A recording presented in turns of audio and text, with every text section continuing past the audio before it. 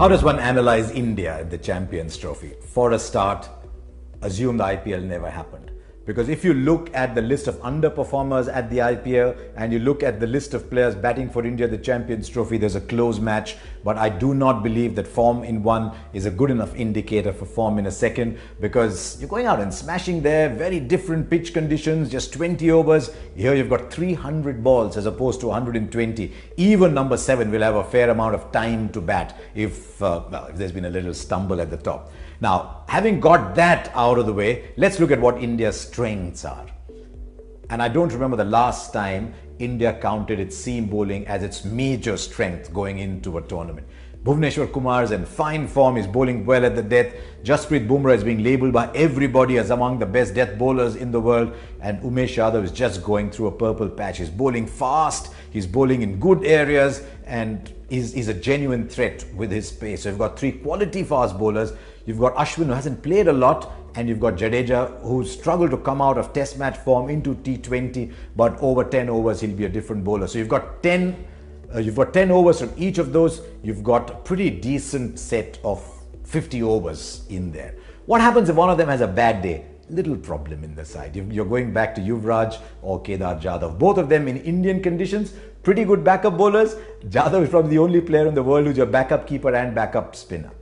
But you've got to get 6-7 overs out of them if one of them has an off day.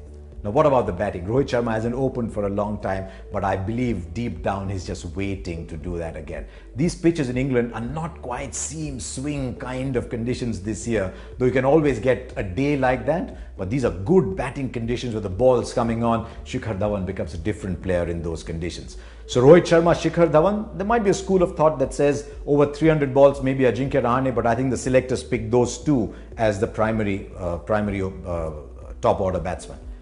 Yuvraj at 4, Dhoni at 5. Dhoni has shown glimpses of his form, but every time Dhoni had time to play himself in, he's then gone on and finished, except in just 1 match in the IPL. But Dhoni's got time. Dhoni at 5, Jadhav at 6. India will be hoping that Yuvraj at 4, Jadhav at 6 will be able to provide them the form that they did in the home matches against England, which were the last one-days India played. So that, I think, is a big factor. But the biggest factor is number 3. Virat Kohli is coming out of a poor series against Australia, is coming out of a poor IPL. But in those conditions, if Virat Kohli gets it right, forgets whatever happened in England in the past, then he holds the key to India's fortunes at this Champions Trophy, because he's the one player who can bat all the way deep into the 40th, 45th, even the 50th over. And when he does that, he'll get to 100. That'll power your way through. So while it's just one player out of 11, I still believe that Virat Kohli's batting form holds the key to this Indian lineup. What do they have in terms of backup? Maybe a slightly undercooked Mohammad Shami, someone like Ajinkya Rahane, when he's got time